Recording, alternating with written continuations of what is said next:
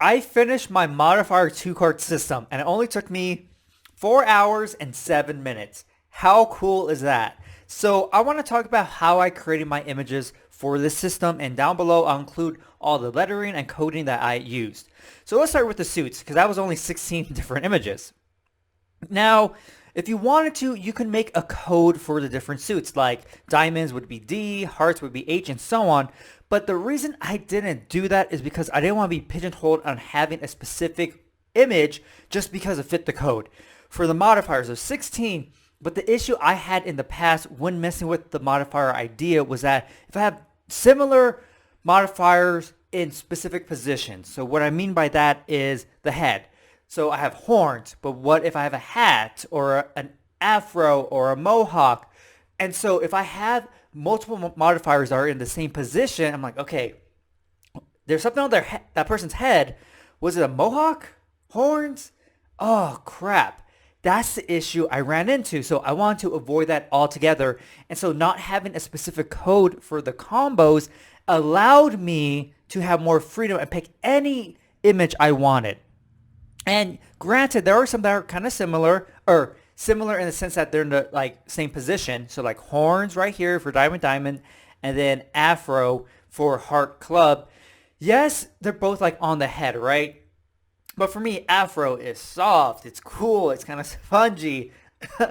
Horns, pokey, pain. And so when I see that, I'm like, okay, yeah, I can really feel the difference in my mind. Even though they're kind of in the same position, there's a difference. And there's one more, Medusa.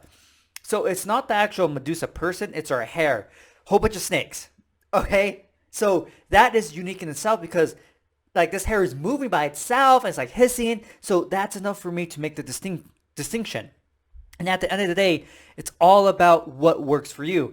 And there was a lot of trial and error trying to find specific modifier images. Like, okay, is that going to work? Do I like that one? And so there's a lot of thought put into these modifier images to make sure that they are unique enough so I would not ever confuse a tail with wings. Okay? So that's how I created my images for the suits. It was very simple since it's free, kind of freestyle, but the downside is that for the most part, I have to do root memorization like horns, diamonds, horns. Some of them do have similarities like diamonds, you got 2 points. Some horns, 2 little round points, boobs. Don't ask me about it.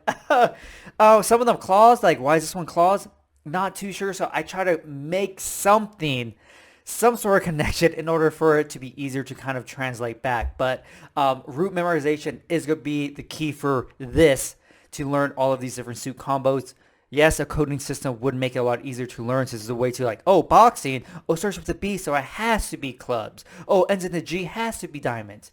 That would make it a million times easier to learn, but I felt that there was only 16 different combinations, and it's way better to pick the modifiers I like instead of being forced to pick some that I have to use just because they fit the code. Okay, so now let's talk about the values. So I had 169 images to create.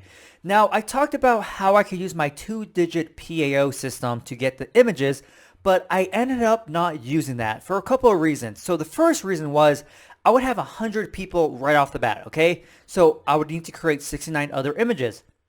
But what does that mean? Do those 69 images have to be people since the rest are people, or could they be objects? But from my experience, people aren't that unique in the sense when you're memorizing quickly, for me, I lose who the person is.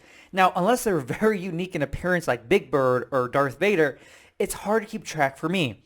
So I didn't want to use people at all. So I took that idea out right away. Then I thought, could I use the objects to my system? So the issue with that is, and I can't train it out, there's always some delay, and I'll show you what I mean. So ace, that'd be 1-1, which would be Vader wood chipping a lightsaber, okay? So if I wanted ace to be lightsaber, this is what would happen. Ace, 11, Vader lightsaber. I had to say Vader first because when I created the PAO, I created all the people first. Then the actions and objects were based off the person. And so it's like that person is just something I have to think of just to kind of confirm it's the right object or something. I can't really explain why my mind does it. It's just always have. So I didn't want to have that issue of always thinking about the people first, then the object, so kind of delay me. So I kind of went with the major system. Now I did my own variation of the major system. I might have switched some lettering, and also give myself more freedom on how the lettering worked. So for the most part, the lettering is the same. Like 1 is D or T, 2 is N, 3 is M, 4 is R, and so on. But I didn't focus on the phonetics of the word. Sometimes it was the phonetics, sometimes it's just the positioning. I also gave myself more freedom to create images. So let's take 24. Technically, this would be NR. And so if you're going purely off of phonetics, nibbler, nib, b. So this beef sound comes first, right? Which technically this would be 2-9 and not 2-4. So I made the decision that, okay, I can have multiple letters in terms of consonants, and the very last letter would be the one that works. So nibbler, so N starts it, R ends it. So doing it this way allows me to give more images. Of course, if I get short words like this, none, there's only 2 letters, right? N. But you take this one, nibbler, there is 1, 2, 3, 5 altogether, but I'm just using the first and the last. Now, I could have made the rule that, okay, it's the second letter that comes after the first letter, but for me, I like the N letter just because it's the very end, so you know where it starts and begins, right? So that's how I allow myself to have more images, okay? And that's the key, using whatever works for you. Now, what's really cool about this system is that I didn't get stuck on it like the shadow system. Literally every blank spot, and there's a lot of them, for the shadow system, it takes me 5 minutes and I might not even come up with an image. This one, maybe a minute, I would get stuck on a blank spot, but then come up with something very quickly. And I had the option of what images I wanted to pick, which is huge because I want to pick images I like, not just because it fits the code. And so that's how I'm able to get more images. Now, for all of these different groupings in terms of ace to king, 2 to king, and so on, you always had to deal with the face cards, okay? So there were no numbers for the jack, queen, or kings. So what I did was kind of create my own lettering. So if the face cards were in the second position, I would do vowel sounds. K would be AR, so either R or just have AR, okay? Queen, OR, or jack, I kind of gave it 2, ow or oo. Okay, ace, jack. So ace is 1, so it'll be D or T. Jack is a ow or oo, so dewy. Okay, 2 jack.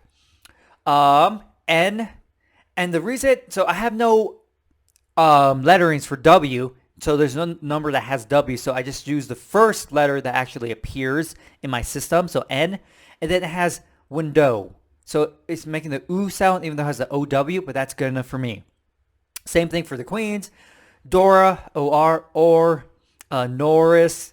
And so it was very simple to make my images, and I actually had a selection to pick from on what images I wanted. Now, the bigger one were having the suit or the face card first because those are completely new and I needed fresh images. And so what I ended up doing was I created, okay, so king was H, queen was O because it kind of looks like it, jack was A, just because. And it turned out to work very, very well on having a lot of choices for images. So let's take jack, ace. Jack has started with the A has ended with the T, ant. And so, like I was saying, if I went on phonetics, this would technically be jack 2 because of the N second. But, like I said, I was doing the first and last letter. And so, pretty much the exact same process on how I created my images. Just putting the two components together, the face card and the number value, and the letters that belong to them, boom, make a word. And so, this was fairly quick as well. I was kind of worried with using the vowels as the starting letter because I wasn't too sure if there was a lot of vowels that had images, like concrete images, but it turned out just fine. And so I was very excited with this. But there was one issue I realized when I actually tried to do a card memorization. It took me about 15 minutes. I couldn't recall everything in the 5 minutes. It was painful. But I did get 27 cards recalled because I was trying to figure things out. And it was my first time actually using the system. But there was an issue I did run into. The issue I ran into was when I was reading the values. So let's take 24, okay? 24. I was like, okay, 24, that's none. Wait, no, it's not. That's none for my person action object system. 25, or my bad, 25 is none. 25 for my new system, which is based off the major system, that's nail. Uh-oh. 35. Okay, 35, that's mummy. No, it's not. That's my PAO. 35, that's mall. And so I was reading, because these are just numbers I'm reading, right? These numbers, I were reading the images for my person action object 2-digit number system and not my major 2-digit number system. And so that's when I realized I actually created another number system since I had to create 100 new images for the values based on digits. And so my brain was fighting, okay, I have this number, but now I have two images that are competing for it. And of course, my person action object number system is going to come out on top because I've been using that for years, so it's ingrained in my memory. So my decision is, do I stick with the 2-digit major system, force out my 2-digit PAO system, and completely forget that because I'm reading numbers at this point. And if I'm reading numbers, I have to stick with one system. Or do I use my person action object system for my modifier 2-card system and I lose kind of the neatness to the system? And what I mean by that is, hopefully you can see this, all of these start with M. So any image that belongs with the 3 first, the 3 value first, starts with the M. So 33 is mummy. Now, it's true for my person action object system that we have this similar kind of pattern where everything starts with the same letter, but the lettering is only for the people, okay? So 33, that would be Mickey, 34 would be Molly, and so on. But the objects, they follow whatever they want to follow. So 33, that is Mickey, so that'd be cheese. Now it's a C, right? 34, that's Molly dancing with a tree, so that's a T. So like I said, I don't want to use people for my system because I don't like having people because it's really easy to confuse them. So I would mostly have the objects with a few people here and there, which means this nice organization is kind of thrown out the window and I have random lettering that start the different images, which is okay because I am so used to my system. 34, Molly, 37, that's going to be chicken, 39, that's going to be a gargoyle. I know what they are, so I might lose the niceness of how it looks, but since I already know my objects and my people, it'd be a lot faster than trying to force myself to learn these new images for my digits.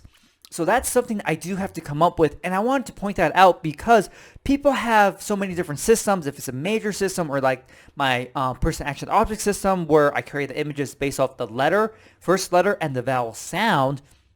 And so I just wanted to point that out because you might have to face that decision. Now, if you're brand new, you have an advantage. You could create this modifier 2-card system first, and then you would automatically have a 2-digit major system right off the bat, which is really awesome. And that's something I wanted. I wanted a fresh start. I didn't want any of these images to come from a different system. I wanted them to be brand new, but only when I first started memorizing, doing that one trial, I realized, crap, these are numbers. I already have a number system. So these ones down here, the ones that have the face cards first, these are going to stay. These won't change because there is no current system I have that has this coding to it.